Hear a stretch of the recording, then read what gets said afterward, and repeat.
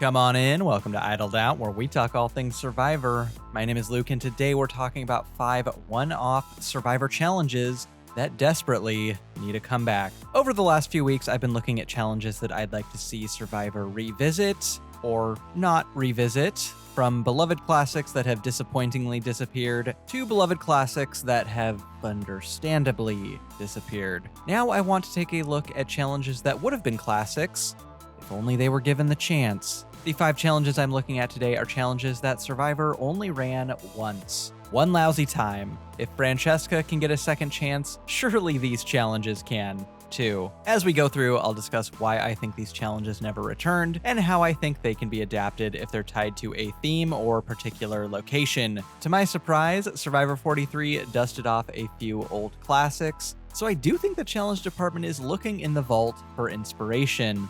Well, here you go. All that said, let's take a look at 5 one-off Survivor challenges that need to return. At number 5 is Cliff Bowling, last seen in Survivor Gabon. Probably the least likely to return on this list just due to terrain, but this is a fan favorite both for the beautiful simplicity of its design and the cast interactions it fostered. Survivor Gabon made excellent use of its setting and has some of the most inspired challenges of all time. In fact, challenges are about the only thing Gabon does well. Super Golf is another one-off crowd pleaser where the players use a 3-person slingshot to play golf. And of course there's Fruit Flies, a competition to see who can take the most watermelons to the face. But my personal favorite of Gabon's great one-offs is Cliff Bowling. In this pre-merge challenge played for immunity, a player from each tribe would roll a giant wicker ball down a slope, and a blindfolded member of the opposing tribe would try to stop it down below. Their only protection is a little shield and the aid of a caller to tell them to move left or right.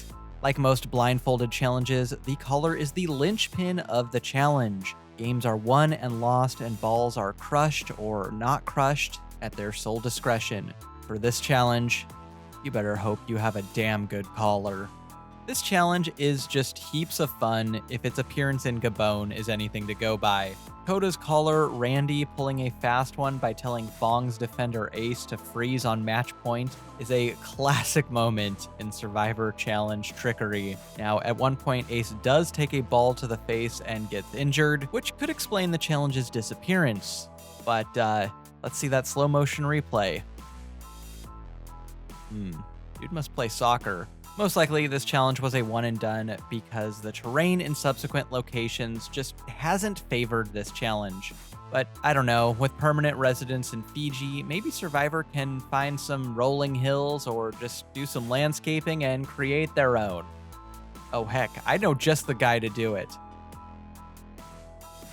At number 4 is Kerplunk, last seen in Survivor Samoa. This is just giant Kerplunk, and who doesn't love Kerplunk? Except the folks at Board Game Geek. If your childhood was terrible, allow me to explain. In this challenge, 2 teams take turns removing ropes from a giant wooden frame housing hundreds of coconuts. The goal is to remove your intersecting ropes so that they release as few coconuts as possible, and the first team to release 100 coconuts loses. This is just a super fun challenge to watch, full of tension, humor, and strategic thinking. This challenge is full of fun little cast interactions, and I'm sure you know by now that I like any challenge that gives the players a little breathing room to banter and trash talk. If I had to guess why we've never seen this again, it would be the challenge setup. Real Kerplunk takes an eternity to set up. Imagine the giant Survivor version. Considering challenges have to be test run at least a few times, the setup crew probably threatened to go on strike if they brought this one out again. Survivor Samoa had a lot of challenges that took inspiration from common backyard games, whether it's bocce ball, t-ball, bowling, or firing a ballista. To be honest, most of them don't really work for me as captivating challenges, although I'll always give points for trying something new. But Kerplunk achieves what all of those others couldn't, which is actually being an enjoyable and fun challenge to watch. Okay, t-ball was good, but that's only because Dave Ball was still in the game. Baseball your sport? No, making love's my sport. You play a lot? Not often enough. At number 3 is Great Balls of Fire, last seen in Survivor China. In terms of integrating local culture into the challenges, no season does it better than Survivor China. Great Balls of Fire, Warrior Duel, Dragon Dance, Dragon Rider, Drum Roll, Broken China. Nearly every episode has at least one incredibly thematic challenge in it, and most episodes have two. But the unfortunate part is, because of their unique ties to Chinese culture, a lot of these were just seen once in season 15 and then never again. Like Dave Cruiser's pants. I think a lot of these could be modified to make them more generic for reuse, but if I had to pick one, it would be Great Balls of Fire. In this very rare nighttime challenge, 2 players from each tribe work together to carry a burning ball across an obstacle course using giant sticks. Once on the other side of the obstacle course, they drop the ball into a chute, which ignites fireworks. Each heat, the length of the sticks increase, and the first team to drop all their balls and ignite all their fireworks wins. This is a relatively straightforward challenge, but it's a winner for me for a few reasons. One, anytime you have 2 people working together to complete a dexterity challenge, you're bound to get conflict. The interactions, particularly in the later heats with longer sticks, produce plenty of entertaining bickering between players. 2, and this is what makes this challenge really special, is the presentation. The nighttime setting makes it unforgettable, and it's a bummer we don't see this, ever. It took another 16 seasons for a night challenge to appear after this one. I do think this could be adapted to the new era, though. Instead of fireworks, the balls could light a large wooden structure on fire instead. And although they could lose the nighttime setting, they could also, keep it. Imagine a cliffhanger episode where Jeff announces the next immunity challenge is taking place right after someone's been voted out of tribal council. Adapt it into an individual immunity challenge and do the same. A night challenge in general would be a fun mix-up to the formula and keep players on their toes. As Julie Chen always says, keep being a child of God. Thank you, Julie. What? No? Expect the unexpected. Not that. At number 2 is Snakes and Ladders, last seen in Survivor Vanuatu. There have been some incredibly iconic mazes over the years. Guatemala and Ghost Islands both come to mind, but none hold a candle to the vertical maze in Survivor Vanuatu. Like all maze challenges, the players have to go into the maze, retrieve puzzle pieces one at a time, then solve a difficult puzzle at the end. But this one's made exponentially more difficult by the verticality, which requires much more endurance and is extra punishing if you take the wrong route.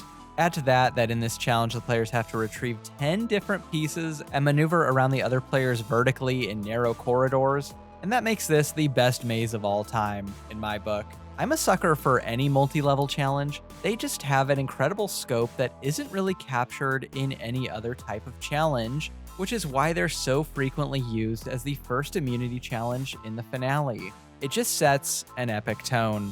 As for the chances we see this one again, clearly this was an expensive build, so maybe this is just outside of the budget, but I don't know. I'd be fine if they cut corners on a few other challenges to give us this one in the finale someday.